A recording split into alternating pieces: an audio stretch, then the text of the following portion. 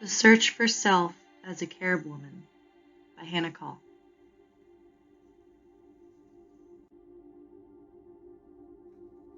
As her fiction emerges through a cultural heritage that remains insolently patriarchal, Jamaica Kincaid's writing flourishes on bringing forth the erasures of indigenous cultures back to life. Xuela, the protagonist in the Autobiography of My Mother, explores her gender and sexuality in the time of a colonial era to reflect how her basic human rights have been stripped away. This forces her to create her own space in this postcolonial reality where no one can touch her. Throughout the novel, Xuela disconnects herself from the social norms on the island of Dominica during the early 20th century due to the harsh realities of her half-Carib appearance, gender, and growing up without a mother. During her childhood, Xuela experiences despair from both colonization and a patriarchal society in many forms. But as she becomes an adult, she realizes that she must find a way to survive within this system. She explains how the impulse to possess is alive in every heart, and some people choose vast plains, some people choose high mountains, some people choose wide seas, and some people choose husbands. I chose to possess myself. How she chose to possess herself is through embracing her sexuality, disregarding the social norms of motherhood and feeling a sense of control over her own body. Scholar and author Giselle Anatole suggests that with growing up without a mother, a child has no access to the language that connects him or her to a nation of belonging. With that said, Xuela was forced to find her own sense of belonging, growing up without her mother. Her desire to stay motherless is seemingly due to the systematic oppression exerted on the female body, but it also allows her to feel in control as she seeks pleasure for men without allowing them to control her.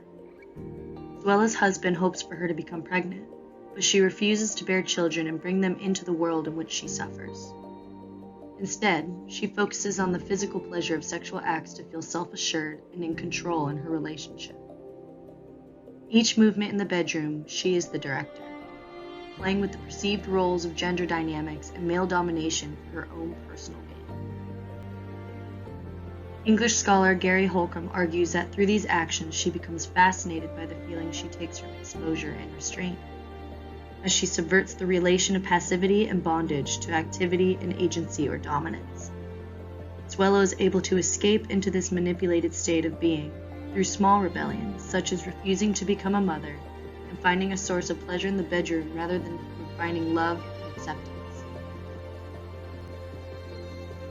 When Xuela first comes in contact with the wife of Roland, the man she becomes infatuated with, her behavior seems disconnected and separate from those indoctrinated within the system. Marriage is the main thing women are to adhere to, regardless of the love or hatred shared between the two people. Xuela recognizes this social norm and despises its faults, choosing to feel indifferent for the woman who slaps her across the face for sleeping with her husband. She describes this woman as one who found herself unable to keep her life's booty in its protective sack, a woman whose hatred was misplaced. Xuela understands and accepts that she was born into a world that promotes hatred between women and on men being able to assume dominance over a woman through marriage. Because she is aware of this tragic reality, her answer to this fate is to construct a self that is insulated and self-serving. Hence Xuela's disconcern for this woman's hatred towards her destroying her seemingly perfect marriage. How Xuela describes herself shows the dynamic of the sexist society she is in. In her words, she says, "I was a woman, and as that I had a brief definition. 2 breasts, a small opening between my legs, 1 womb." And with such a description has at its core the act of self-possession, and at that moment, myself was the only thing I had.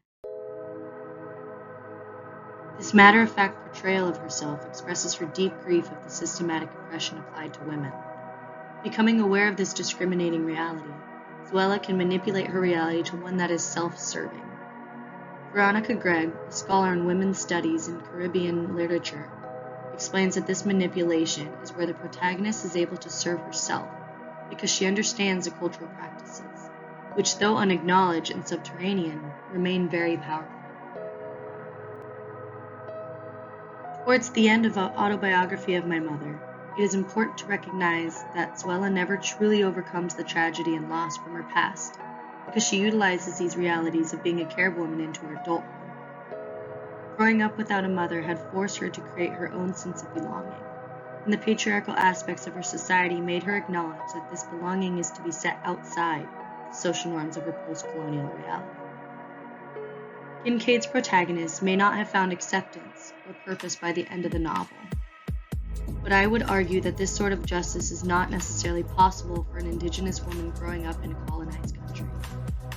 In fact, I would agree that the loss of the mother is an allegory for Dominica's decolonization, in which Xuela's abandonment by her mother mirrors Dominica's abandonment by the mother country.